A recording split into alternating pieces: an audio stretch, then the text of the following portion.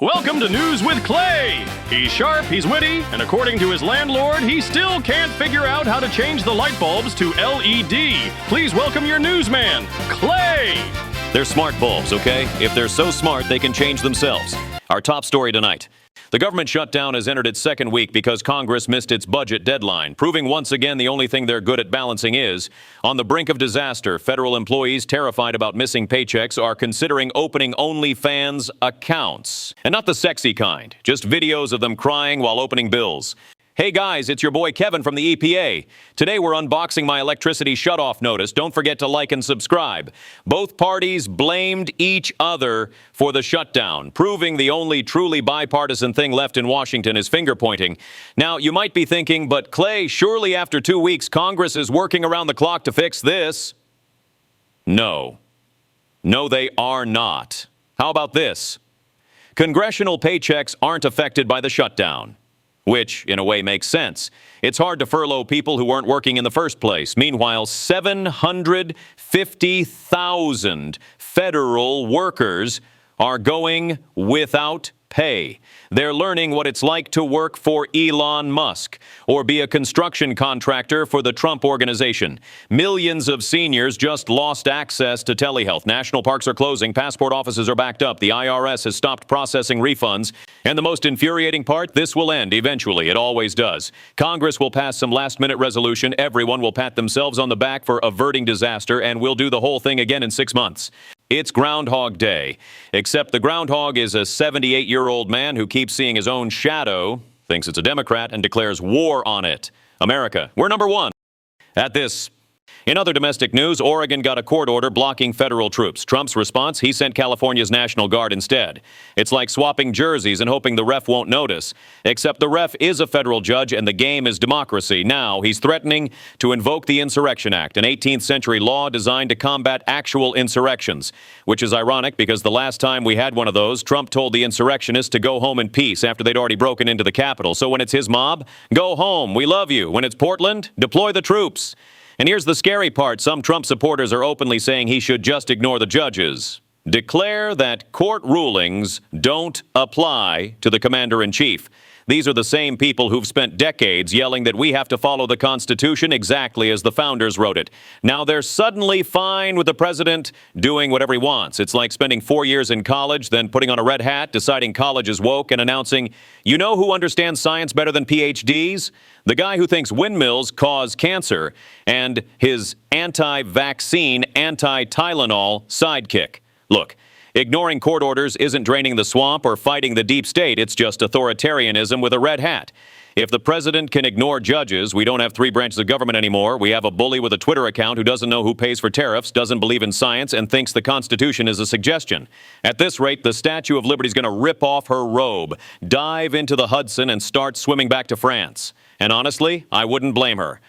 In international news, I have good news. I know, I'm as shocked as you are, but for the first time ever, renewable energy has surpassed coal globally. Solar and wind are now generating more electricity than coal, which means we've officially entered the future everyone promised us in 1985. Flying cars? No. Hoverboards? Nope. But we are finally admitting that maybe, just maybe, we shouldn't burn dinosaur bones to charge our iPhones.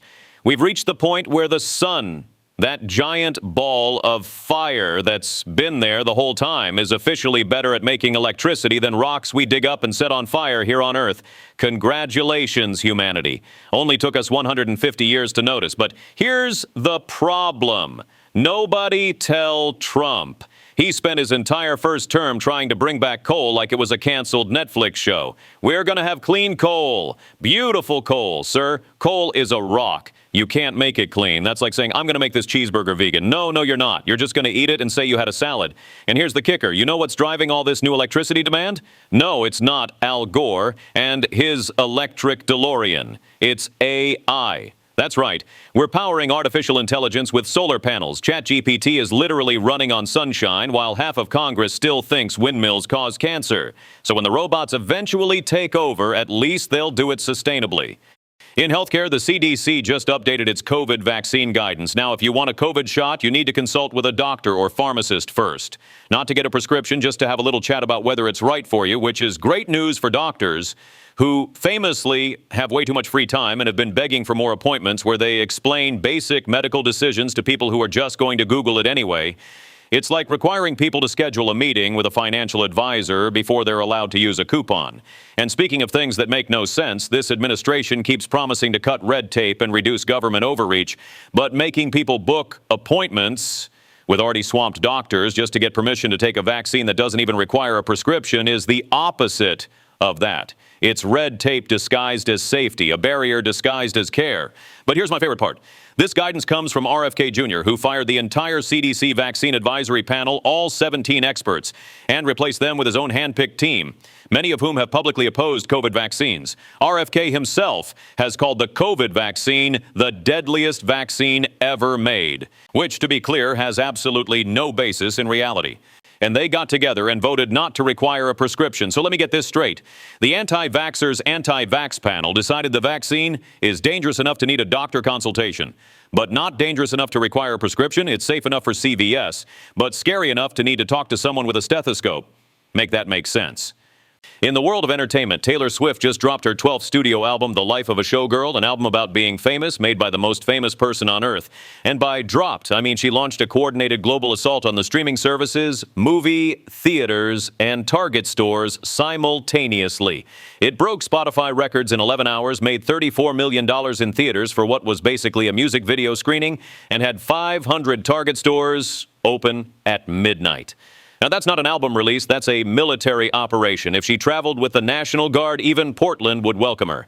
The album is reportedly about her relationship with Travis Kelce and how happy she is. Good for them. And Kelce could use another win. The Chiefs have only managed 2 so far this season.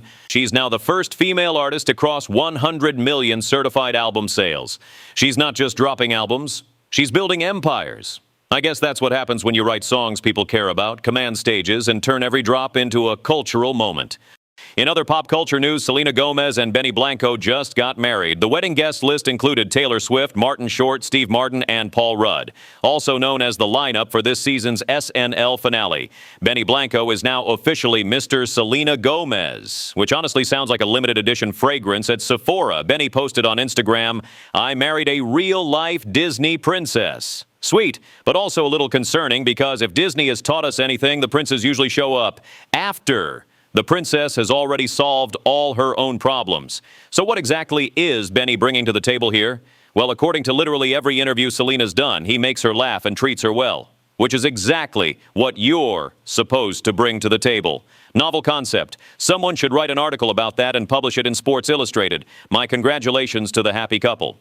From marriage to motherhood, Lady Gaga says she wants to be a mom. Doctors recommend at least 9 months of rehearsal time for that one. She's spent 2 decades being one of the most unpredictable performers on the planet. Now all she wants is to be a mom. Her next starring role, stay at home in sweatpants and yell at small humans about bedtime. And after you've worn a dress made of raw meat to the VMAs, changing diapers will be like taking candy from a baby. A baby whose first word will no doubt be Gaga. And our final story tonight, more good news if you can handle it. For the first time in 2 years, there's real hope for a ceasefire in Gaza. Israel and Hamas are in indirect talks in Egypt, and both sides say they want a deal. Trump says it could happen this week. Now, I've learned not to count my chickens before they hatch, especially when those chickens are being negotiated by Egyptian mediators from separate hotel rooms with very thick walls. But the fact that they're even talking, that's something. I'm not making jokes here. If this actually happens, if the hostages come home and the bombing stops, it will be one of the best news stories of the year. We'll see what happens. Fingers crossed, and let's hope they keep talking. And that's all the news they wrote for me to read to you. Consider yourself informed. Until next time.